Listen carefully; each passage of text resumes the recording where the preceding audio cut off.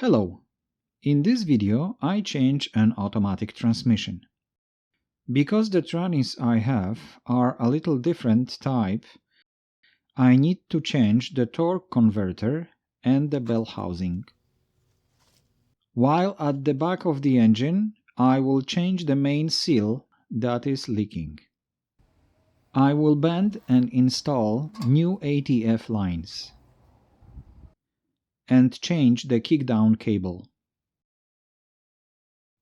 The car I am working on is my Volvo 940 from 1994, equipped with made in Japan AW71L transmission that was used in some Toyota models. Over a year ago I turned 400,000 kilometers, which is almost 250,000 miles, and shortly after the transmission became noisy. I didn't investigate what was wrong, but decided to swap it with a lower mileage one. The swap was not just bolt-in process, so stay tuned to see how I made it work. First, disconnect the battery. Next, electrical connections to the starter and starter removal. The shifter linkage must be disconnected. Undo the shaft from the transmission, support, and rear axle. Unfortunately, it must be disconnected from the differential to drop it from the transmission. Another thing is to disconnect ATF cooler lines. Here they look okay, but are rusted under the car. I will bend new ones. Be prepared for some fluid spill.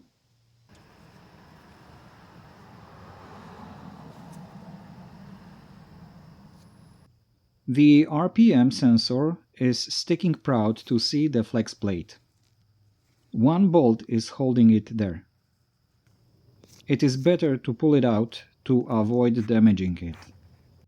View from the left side. It can be disconnected here. I am too lazy to remove this loop, so the sensor will be just hanging here.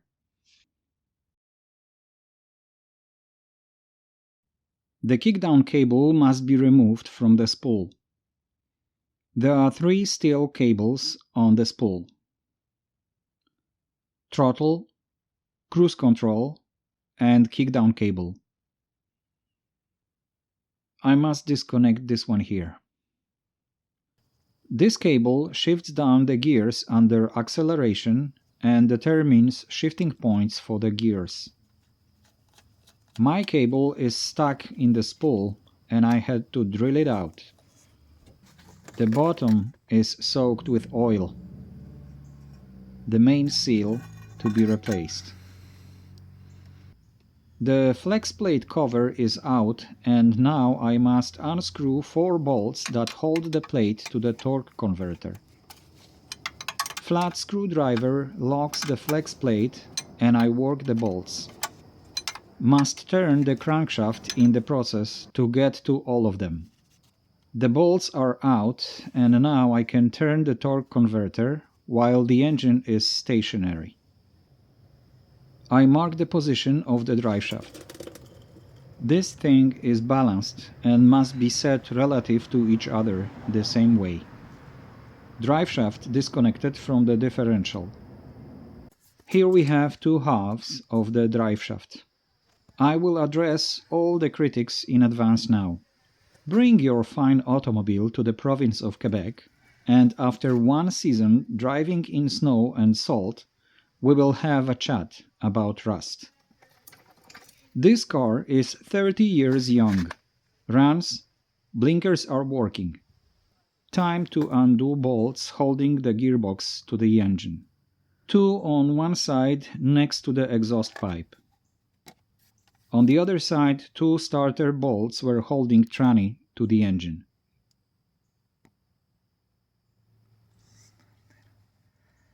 Two on the top next to the RPM sensor.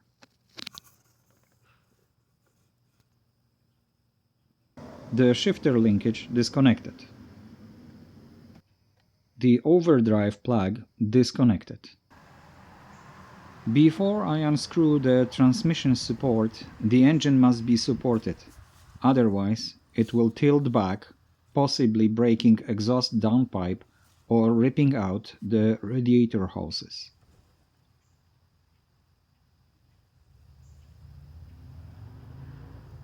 The gearbox is out. Let me tell you, it was a fun part of the process when a jack couldn't go under. Old spanner holds the torque converter. It is not bolted on and can fall off. The flex plate. It must be set in a specific position so the RPM sensor can see the engine running and do the proper timing.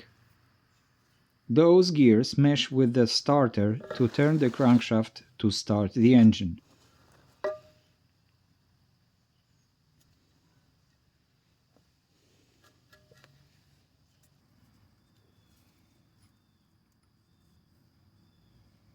The position is marked and will come back the same way. Self-tapping screws in the seal, far from the shaft and the cover. Don't mar those surfaces. Just pop it.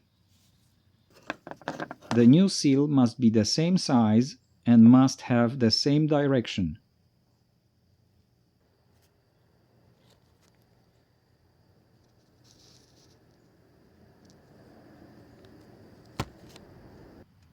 The seal is tapped in using the old seal. Be careful with the seal lip.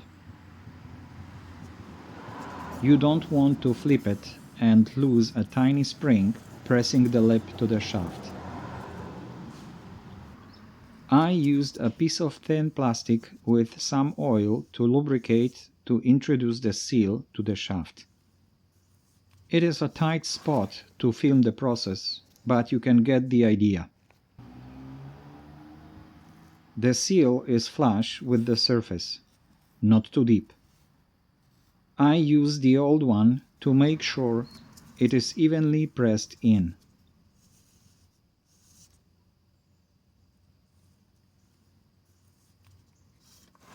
The flex plate is back. Left side AW71 without lockup. To the right, removed AW71L.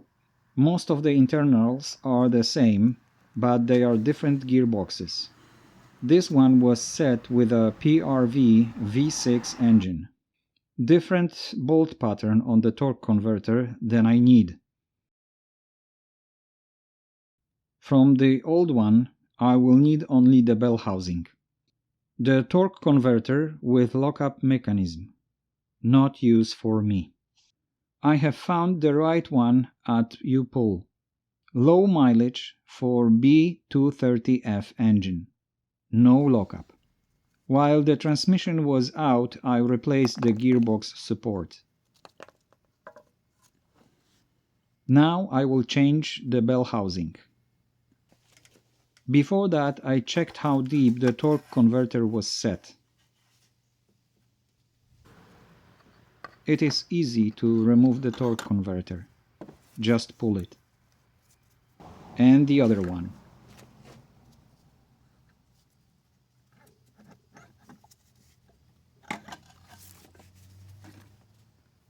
To remove the bell housing, the oil pump must be removed first.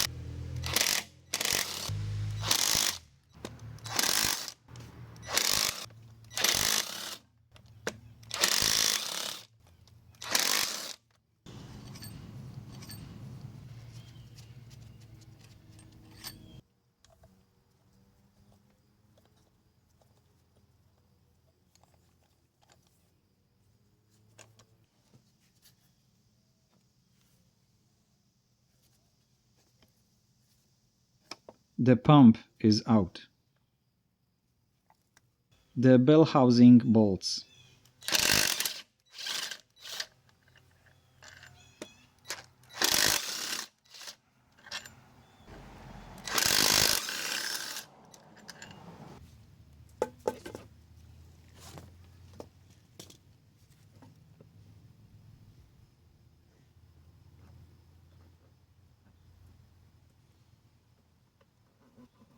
and it is out. I will keep the old transmission for parts. Getting ready the new transmission for the right bell housing and torque converter without lockup.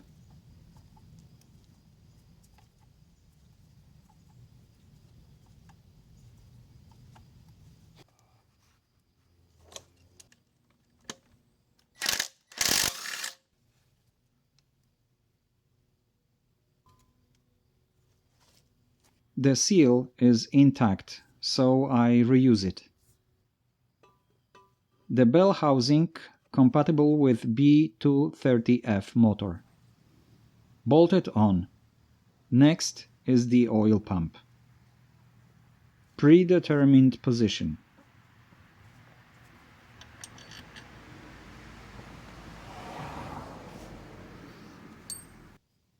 An RTV silicone.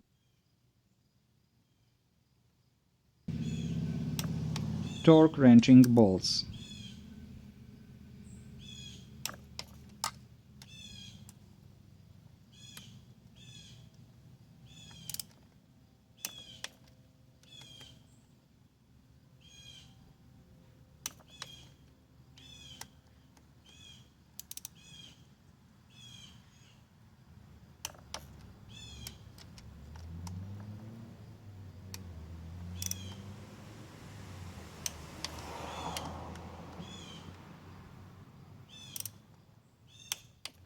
The torque converter must be wiggled into position, meshing with the shaft. Couldn't see a thing. Must go by feel.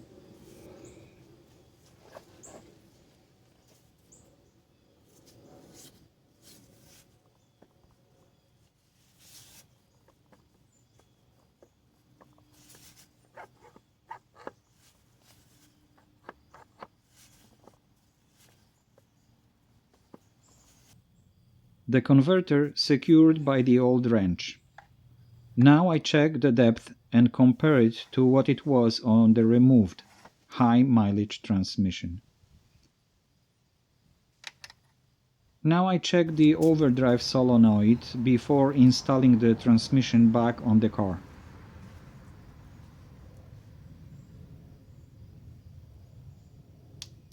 It is alive. The gearbox on the car, and I check the distance between the flex plate and the converter. The play is within spec. Now I can bolt it together. But how can I use my torque wrench here? Simple. Using this gadget, I can set the wrench at 90 degrees, reach the bolt, and it will click at the torque value set on the torque wrench. I explain how it works in my other video. I had to drop and replace the pan because the dipstick tube is different and it is hard to undo it. At the same time, I must replace the kickdown cable. New cable.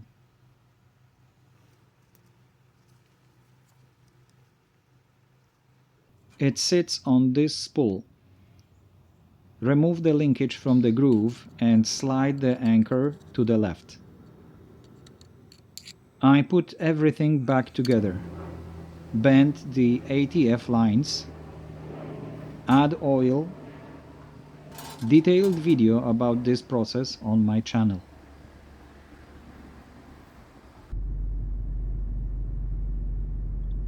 After 1000 kilometers, I will flush the transmission with fresh fluid.